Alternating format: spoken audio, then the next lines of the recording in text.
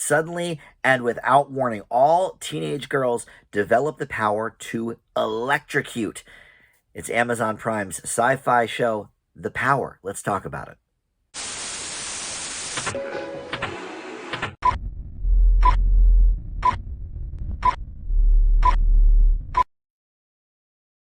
Hey guys, Dan here. This is Dan Reviews It. Welcome to my TV review for the Amazon Prime series, The Power. This is streaming season 1 now, all 9 episodes, and it is based on a book from 2016, also called The Power. And the author of that book, Naomi Alderman, is one of the contributors on this show. She is one of the people who developed it. She's one of the producers. So, it's got sort of her vision in mind, which I think always helps in a book to film or TV series adaptation. But listen, before we launch into the specifics of the show, let me welcome you into Dan Reviews It. Thanks for finding this video. We do movie and TV reviews here, and I try to post something new just about every day for you to check out. So, please consider subscribing down below. Hit that notification bell as well. Or if not, or if you're already a subscriber, go ahead and just like this video or comment below. All that stuff does, of course, help the channel out.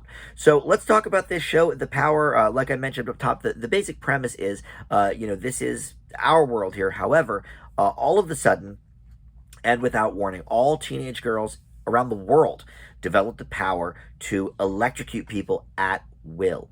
And there's nothing that can be done to really take this away from them, as far as we know so far. And so they now have sort of all the power in the world, so to speak, in many ways. And so obviously this is sort of a feminist power kind of a show, no pun intended with the title. But also, nicely, we delve in a little bit to the characters as well. It's not just, oh, okay, women have the ability to do this. Let's go at it, or let's kill the people we don't like, or what have you. It's much, much more nuanced than that. And listen, I love a good dystopian kind of a show, or movie for that matter. We've seen them rise in the last maybe decade or so, and some of them are done very well. I enjoyed the Hunger Games series, and then others are done less so, and I can give some examples there too. But I think this falls kind of in the middle. One of the worst parts for me is actually the Toni Collette character. She's the mayor of Seattle, which is where part of this story takes place. It takes place really all over, but she is a mother of 3, including one of the gals with this power, who is played by Ali Cravalho, who voices Moana in the Moana movie. So obviously very, very popular there. She's done other things, but largely that's what I knew her from. But interesting, because I don't usually see her on screen. Obviously Moana was a voice role. So it's nice to see her, kind of stretching her acting abilities a little bit. I think she's been in a couple of Disney Channel things or whatever, but in any event, they're kind of the two leads, the mother-daughter thing here. But Toni Collette, I liked for a while, and I sort of go back and forth on her, but I just don't think, the more I see her, I just don't think she has a lot of range. And there's a handful of people that fall into that category, that when they first burst on the scene, I was like, oh, wow, this person can really do it. And then the more we see of their work, it's like, okay, maybe not. Laura Linney is another one that comes to mind.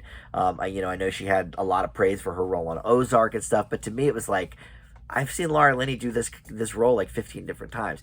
I feel kind of the same here about Toni Collette. So, take that with a grain of salt, I guess.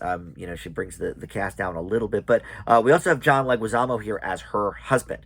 And so they are obviously dealing with not only their daughter having this power, but, as a mayor of a major city, she's also dealing with, this sort of fallout from these powers coming from girls all over the world. And certainly there's tons of teenage girls in Seattle, so she's got now a whole mess on her hands with that. But yeah, it's an interesting look, certainly, at female empowerment, and specifically,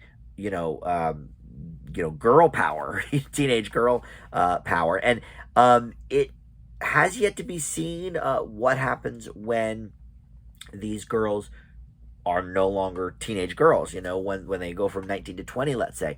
Do they still have this power? And someone who is 12 that soon becomes 13, do they automatically get this power? They don't quite, at least in the 3 of the 9 episodes I watched, they did not quite delve into that. I was a little curious there. But I will say, one thing I like is they do have like a scientific explanation. Obviously, it's, not real science, but it's better than, some superhero movies or whatever where they're just like, well, you got the power now, or oh, you touched a whatever stone, or whatever it is. So there is actually a logical explanation, maybe not quite real world logical, but within the story, logical explanation for this occurring, and what they do with it is very interesting.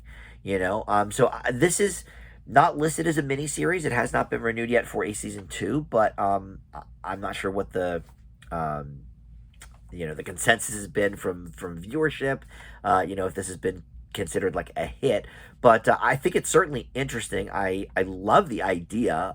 It does, I don't really have time to read very much, but it does make me interested about, how does the book approach some of these things, and that's usually a good sign, because it means that the storytelling is good. And I like that they had the author of the book on hand as sort of one of the people developing this, and hopefully, a lot of the characters from the book ported over or whatever. But yeah, Toni Collette, I think probably the weak link here, but I like where it's going. I could definitely use more seasons of this if it were to continue. But for now, I leave The Power with a B. And you can find that on Amazon Prime Video, streaming all 9 episodes from season 1 right now. All right, that will do it for Dan Reviews It. We'll see you next time with another movie or TV review. Thanks for watching. Bye.